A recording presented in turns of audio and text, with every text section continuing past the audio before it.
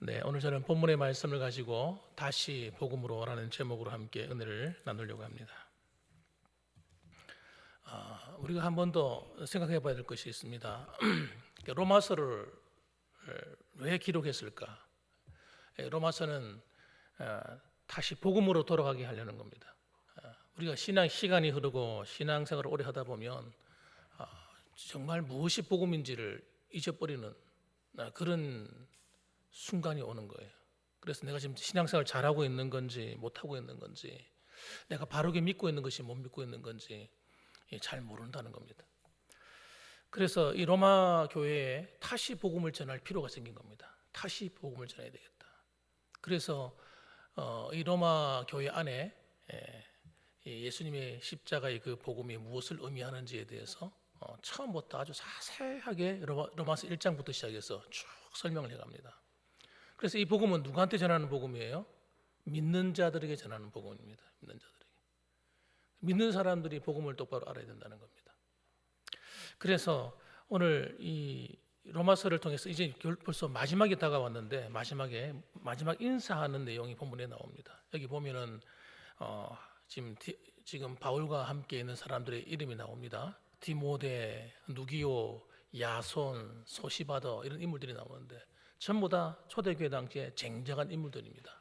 정말 바울 옆에서 도와서 함께 목숨을 걸고 교회를 세워나갔던 그런 사람들입니다. 그래서 21절 보면 나의 동력자 이렇게 말해요. 나의 동력자다. 나와 함께한 동력자다. 그리고 이 사람들은 너희들에게 지금도 무난하고 인사하고 있다 하는 것으로서 로마 교회를 격려하고 있습니다. 또 이 편지를 기록하는 사람이 누군지도 나와 있어요. 이 편지를 이 당시에 대필을 한 모양인데 글을 잘 쓰는 사람이 있는가 봐요. 그래서 글을 바울이 말을 하면 받아서 잘 이렇게 썼습니다. 기록했는데 그 사람이 누구냐면 더디오라는 사람입니다. 더디오도 그래서 22절에 보면 이 편지를 기록하는 나 더디오도 주 안에서 너에게 문안하노라 하면서 그렇게 인사를 하고 있습니다. 자, 그럼 우리 본문의 말씀에서 몇 가지를 살펴봐야 되는데 첫째는 복음을 전파해야 될 이유가 뭔가 하는 것입니다. 25절 말씀, 26절 말씀 보면 이렇게 나와 있습니다. 나의 복음과 예수 그리스도를 전파함은 영세 전부터 감추었다가 이제는 나타내신 바 되었으며, 이 복음이 여러분 주님께서 이 감추어놨다. 아무거나 다 깨닫는 것이 아니고 이 복음은 감추어진 것입니다. 감추어졌다가 하나님께서 때가 참에 예수 그리스도 안에서 나타난 것이다. 이렇게 설명하는 거예요. 지금도 이 복음에 대해서 감춰진 사람은 아무리 믿고 싶어도 믿을 수가 없습니다. 옆에 가서 아무리 설명을 해주고 아무리 이해시키려고 해도 못 믿겠다는데요. 안 믿어진다는데요. 천국이 어디 있고 지옥이 어디 있냐는데요. 죽으면 그만이지 이런. 그러면서 실제로 자기 영적인 문제에 대해서 시달리고 있는 거예요. 악한 영에 시달리고 있고 또 기도해달라고 이야기도 하고 그러면서도 안 믿는 거예요. 정말 안타까운 일이죠. 그러니까 이 복음을 믿고 깨닫는 것은 전적인 하나님의 은혜의 부분입니다. 우리가 아무리 전해도 안 되는 부분은 어쩔 수 없는 거예요. 여러분이 부족해서 그런 것이 아니고 구원받기로 작정되지 않는 영혼은 깨달을 수가 없는 겁니다. 그리고 이 복음은 여러분 우연히 되어진 사건이 아닙니다. 이미 하나님께서 이를 오래전부터 계획하셨어요. 영세전부터 감추었다가 이렇게 표현하고 있잖아요. 이걸 갖다가 에베소서에는 뭐라고 말했냐면 이렇게 말했습니다. 에베소서 1장 4절에 보면 곧 창세 전에 그리스도 안에서 우리를 택하사 이랬습니다. 창세 전부터 이미 예수 그리스도 안에서 택하식으로 작정한 복음입니다. 그리고 우리를 사랑 안에서 그 앞에서 거룩하고 흠이 없게 하시려고 이 복음을 통하지 않고서는 그 누구도 거룩해질 수가 없는 거예요. 모든 인류의 심각한 문제는 죄 문제입니다. 죄 때문에 인류가 멸망에 이른 것이고 하나님의 심판에 이른 것이고 하나님의 형벌 아래 있는 겁니다. 그래서 그 죄 문제를 해결해 줘야 되는데 그 거룩하고 흠없게 하시려고 하시는 그 계획이 예수 그리스도의 십자가의 피에 있는 겁니다. 이걸 갖다가 계획하시고 준비하셔서 그 기쁘신 뜻대로 우리를 예정하셨다는 거예요. 예정하셨다가 예수 그리스도로 말미암아 드디어 예수를 믿는 사람들에게 자기 아들들이 되게 하시는데, 이것이 하나님의 역사예요. 하나님의 역사. 교회를 세워져 가는 것도 여러분 하나님의 은혜 아니고는 도대체가 안 되는 겁니다. 하나님의 역사 안에서 되는 것입니다. 그것이 하나님이 계획하신 바입니다. 교회의 사명이 뭡니까? 바로 그겁니다. 그래서 하나님께 불순종하고 하나님을 떠났던 아담 이후로부터의 모든 세대들에게 이 복음을 통해서 다시 하나님 앞에 돌아와서 하나님을 나의 왕 나의 주인으로 모시고 하나님 말씀에 순종하는 그 길로 돌아오게 하는 것이 복음인 거예요. 하나님을 모르는 사람들은 하나님을 대항하죠. 본능적으로 대항합니다. 그건 어쩔 수 없어요. 그 안에 있는 영이 성령이 아니기 때문에 그런 겁니다. 성령이 아니라 악한 영들이 들어와야 돼요. 불신앙의 영들. 그래서 그들은 여러분 그 불신앙의 영들의 인도함을 받아 살다가 하나님을 대적하다가 멸망의 길로 가버리는 거예요. 그러니까 우리 그리스도인들은 하나님을 나의 주인으로 모시고 그분의 말씀을 쫓아 살다가 이 땅에서 하나님 나라를 이루어가고 마지막에는 영원한 하나님 나라에 들어가게 되는 것입니다. 예. 그래서 하나님은요 이것을 위해서 우리에게 필요한 모든 걸 주십니다. 교회에 주시는 축복은요 그것밖에 없어요. 하나님 나라를 이루어가도록 하기 위해서 하나님 복을 주시는 겁니다.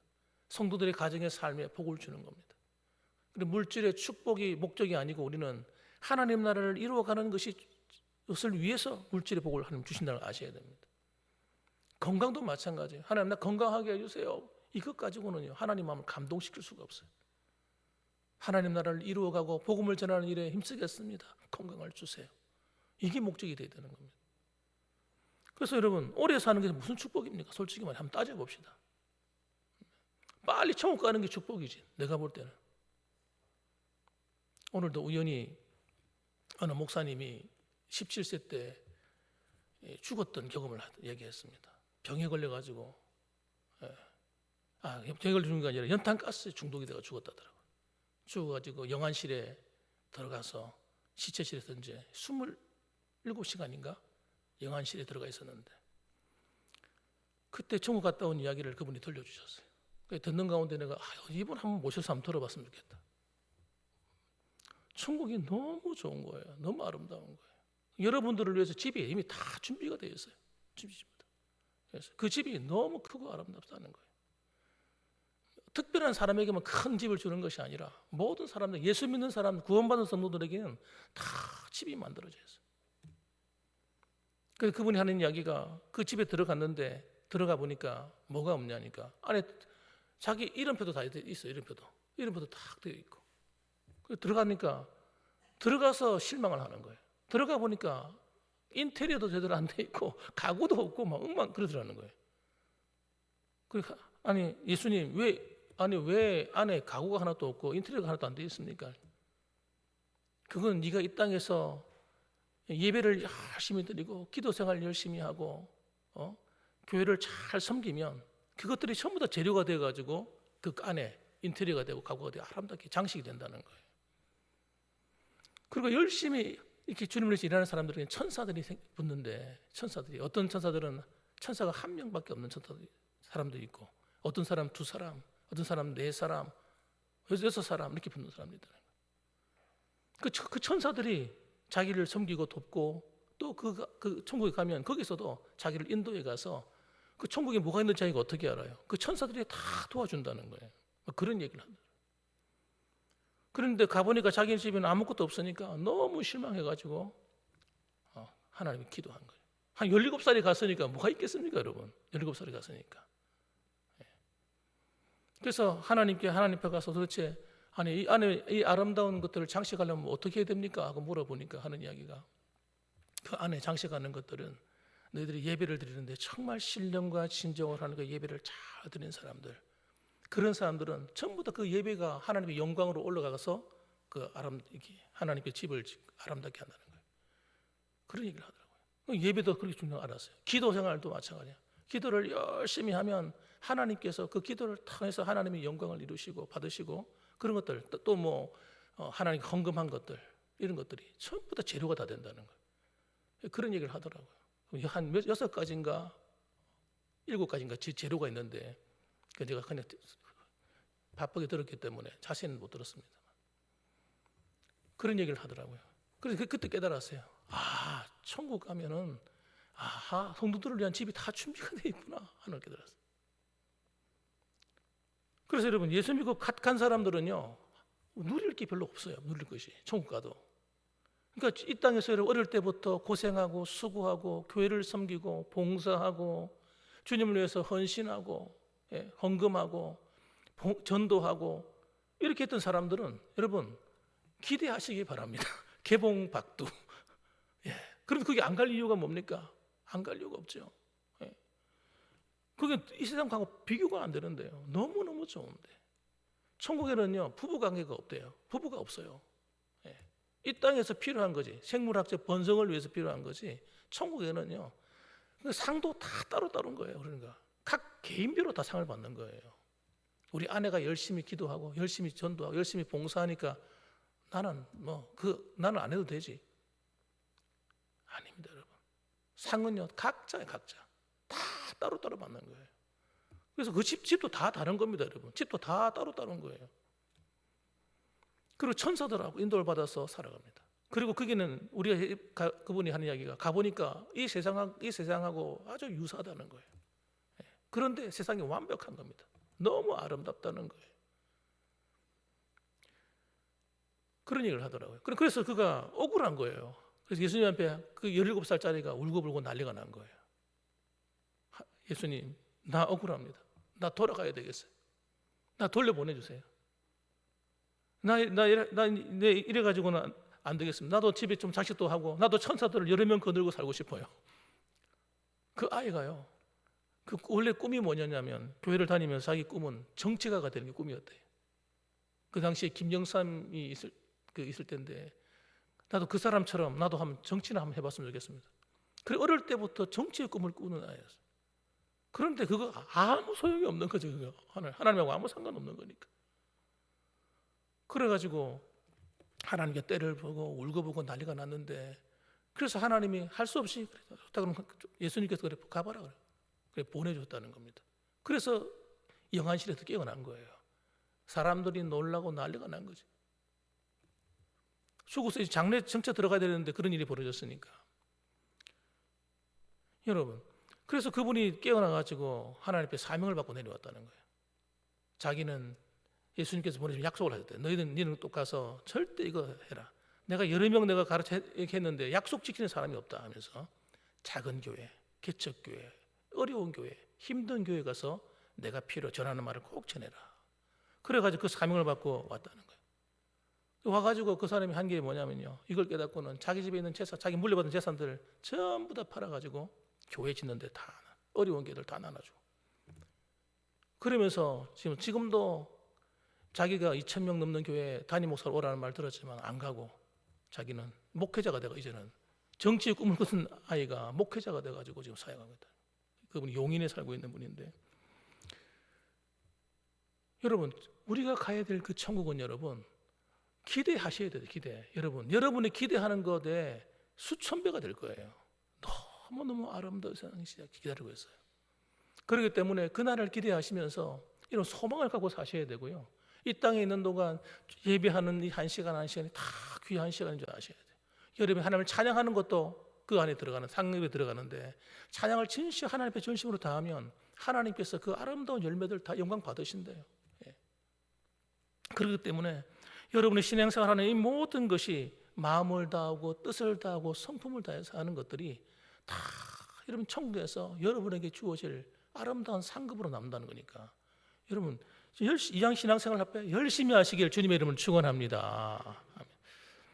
그래서 여러분 오늘 이 복음은 여러분 우리들 것만이 아니라 이제는 이 하나님 나라의 복음이 먼저 내 것이 되고 난 다음에는 그 다음에는 어떻게 돼야 됩니까? 그 다음엔 모든 민족으로, 이렇게 26절 말씀 하반절에 보면 이렇게 나와 있습니다. 영원하신 하나님의 명을 따라 선지자들의 글로 말미암아 모든 민족이 믿어 순종하게 하시려고 알게 하신 바 그 신비의 계시를 따라 된 것이니, 이렇게 말씀합니다.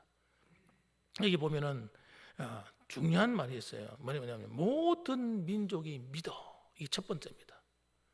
모든 민족들 가운데 예수를 믿어야 될 사람들이 있는 겁니다. 택함 받은 사람들이 있는 거예요. 그 사람들이 다 믿어야 된다는 거예요. 그리고 믿어서 그 다음에 뭐예요? 순종하게 하시려고. 복음의 목적이 뭡니까? 불순종하던 인생들이, 불순종하던 사람들이, 불순종해서 타락했던 아담 이후의 사람들이 다시 하나님께 순종하는 나라를 세우는 거예요. 그게 복음의 목적입니다, 여러분.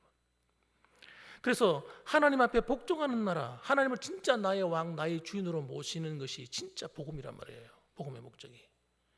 그래서 그 신비의 계시를 따라 된 것이다, 이렇게 설명하고 있는 것입니다. 계시가 뭡니까? 하나님이 열어주시는 겁니다. 하나님이 신비하게 깨닫게 해주시는 거예요. 이건 어떻게 설명이 안 돼. 제가 예수 믿은 것도 제가 설명이 안 돼. 어떻게 예수 믿었지? 저는요, 예수 믿을 사람이 아닌 것 같아요. 아무리 생각해봐도. 그런데 하나님께서 강권적으로 예수 믿게 만드신 거예요. 하나님께서 나를 찾아와 주신 겁니다. 나로 하여금 하나님을 찾도록 만드시더라고요, 하나님. 지금도 제가 기억이 납니다. 다락방에서 제가 혼자서 뭔가 너무너무 답답한데 그 답답함을 이루 설명할 길이 없어요.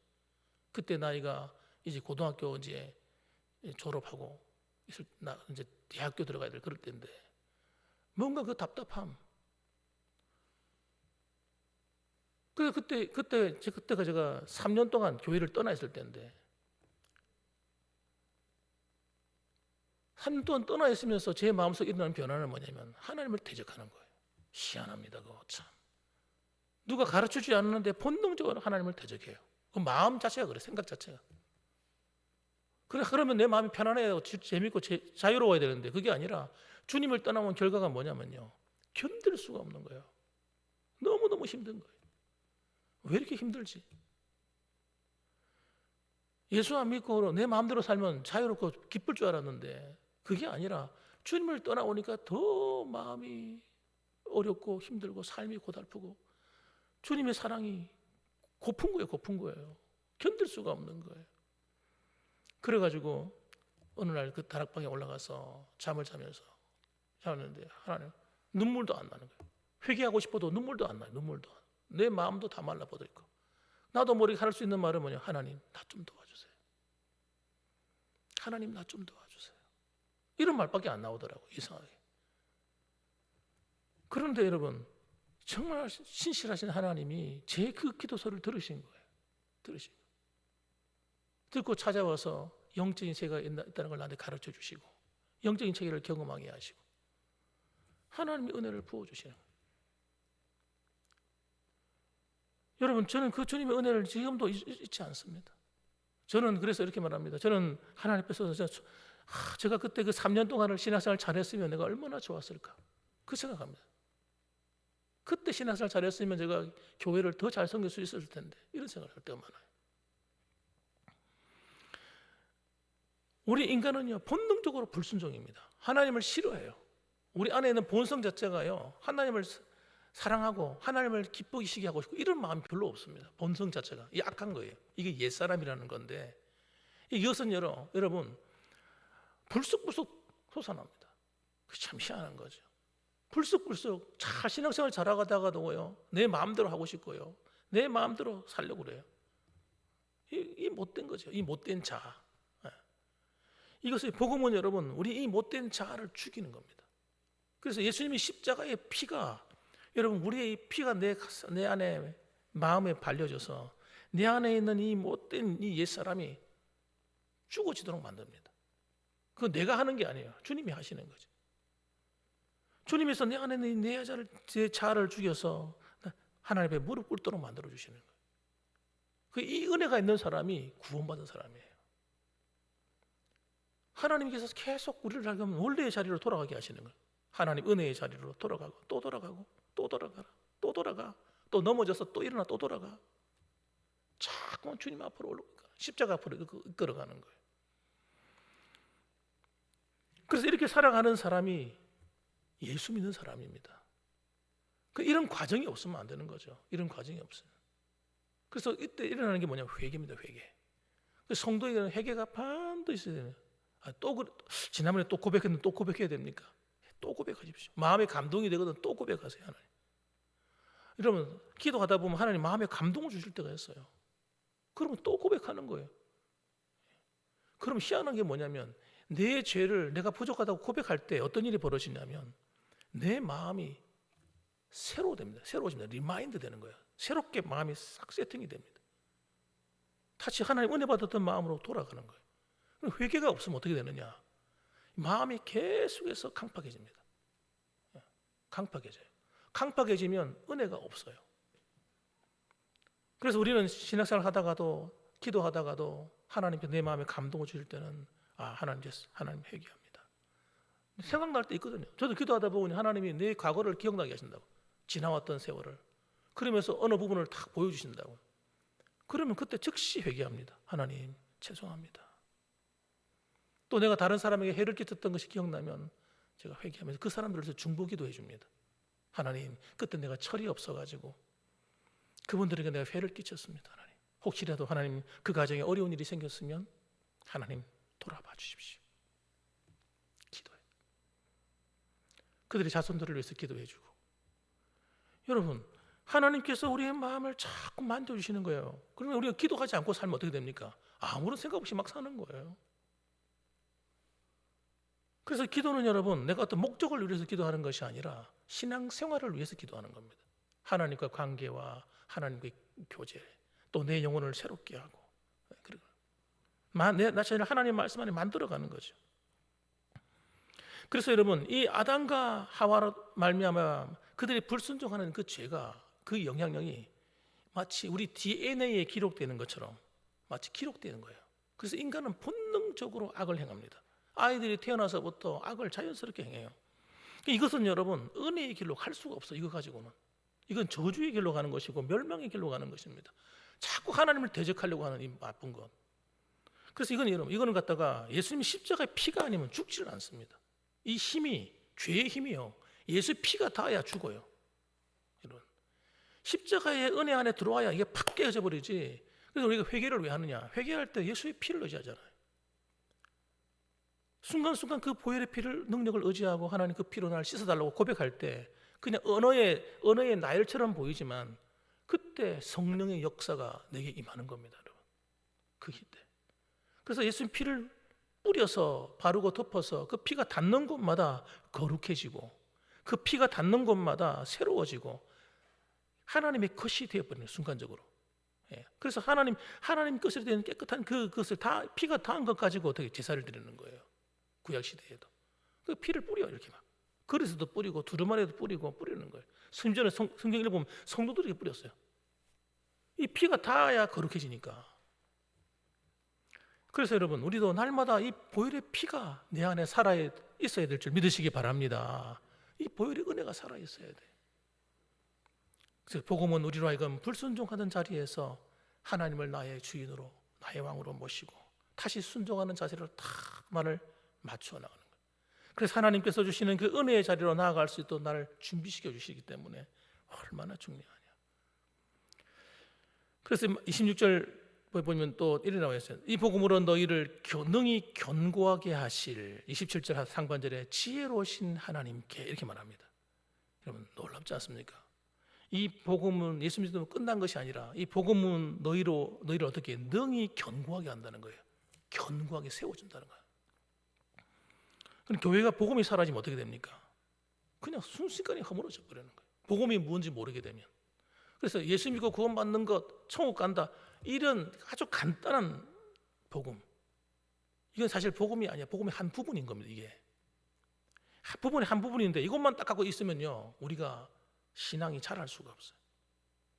이 복음은 예수 믿고 구원받아 하나님 자녀가 될 뿐만 아니라 우리로 하여금 어떻게 해요? 하나님이 내 주인 되는 데까지 들어가셔야 되는 거예요. 정말 주님을 영접했습니다. 영접했으면 그분이 어디 계십니까? 어디 계십니까? 내가 물어보면 뭐라고 하실래요? 내가 누구한테 물어볼까요? 여러분, 김천욱 권사님, 예수님을 내 안에 모셨으면 어디 계십니까? 내 안에 어디 계신데요? 그 마음속에 어디 계세요 도대체? 마음속에 저 한쪽 구석에 한쪽 곳에 어두운데 쫓겨나 계십니까? 아니면 내 마음의 보좌에 앉아 계십니까? 할렐루야. 그래요, 그거예요. 그 의식만 갖고 살아도 우리가 이러면 함부로 할 수가 없어요. 모든 것을 하나님께 물어보게 되고 하나님 말씀 앞에 내가 정신을 차려서 신앙생활하게 되는 거예요.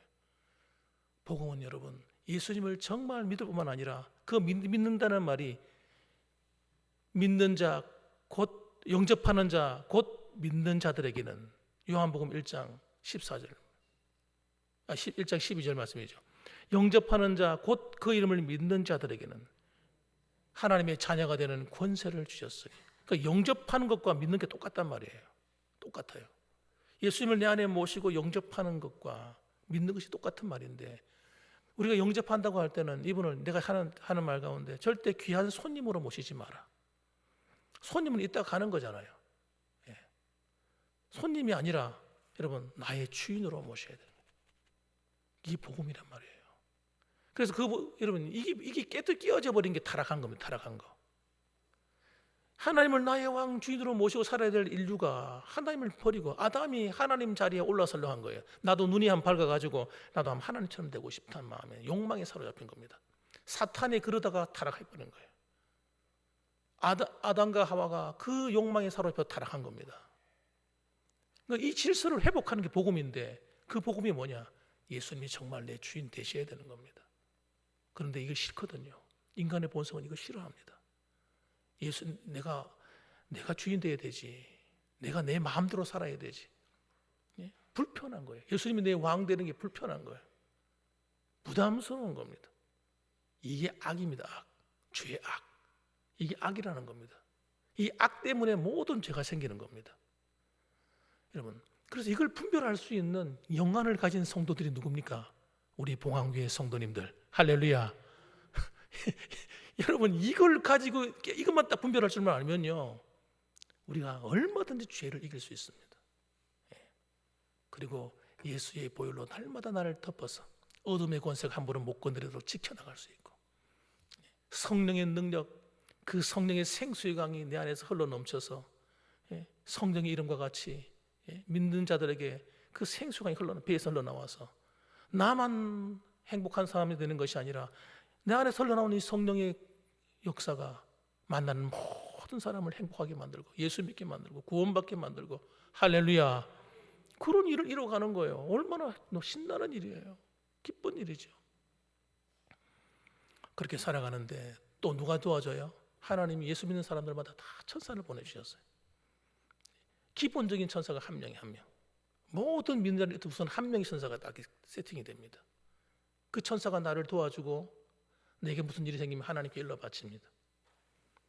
그래서 우리가 사람들하고 만나는 이 만남을, 특히 성도들하고 관계는 굉장히 중요한 거예요. 아무리 약해 보이는 사람이라도 만만하게 대하면 안 돼요. 왜? 그 천사가 일러 바치기 때문에.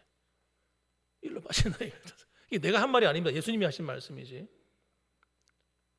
그래서 여러분, 다른 사람의 마음을 아프게 하고 내가 잘 될 수 없어요.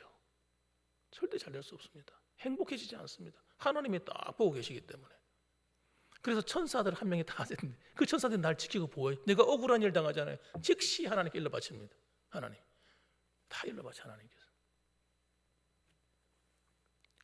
그리고 두 번째, 주님을 위해서 일을 많이 하면요, 천사들이 하나 더 붙어요. 여러분이 교회를 위해서 열심히 기도 생활 열심히 하고 열심히 교회를 돕고 봉사하고 이렇게 하면요, 하나님이 천사를 하면 더 붙여줍니다. 그래서 열심히 일하라고 돕습니다, 여러분. 그러니까 어떤 사람은 천사가 몇 명이라고 4명까지 붙는 사람도 있어요. 천국에 갔어도 여러분, 어떤 사람은 천사 1명밖에 없어요, 딸랑. 어떤 사람은 여러 명 붙어서 도와서 섬겨준다는 거예요. 그 말이 굉장히 일리가 있다고 생각합니다. 일리가 있다고 생각합니다. 여러분들에게는 이 천사가 1명만 있는 것이 아니라 여러 명의 천사가 돕는 성도가 되시길 주님의 이름으로 축원합니다. 그래가지고 여러분, 이 땅에서도 여러분, 저는 행복하시게 돼요. 우리 성도들이 행복해야지. 누가 행복해야 되겠어요? 우리 봉황교회 성도들이 다른 모든 교회 성도들보다 더 행복하기를 주님의 이름으로 축원합니다. 능력 있게 쓰임 받으시고 열심히 예배 드리시고 열심히 신앙생활 잘 하십시오. 그리고 마지막에는 여러분, 우리가 받을 그 진짜 하나님의 나라 안에 들어가는 거예요. 그때는 여러분, 저를 꼭 생각하게 하실 거예요. 생각날 겁니다. 김상인 목사를 생각하게 될 거예요. 목사님이 그때 그렇게 말하더니 진짜네, 진짜네. 이야, 내가 더 열심히 할 걸. 그때 목사님 말 듣고 나도 그때라도 더 열심히 해서 좋았을 걸. 틀림없이 그런 말씀하게 될 거예요. 그때는 한턱 내셔야 됩니다. 천국 가가지고 한턱 내셔야 돼요.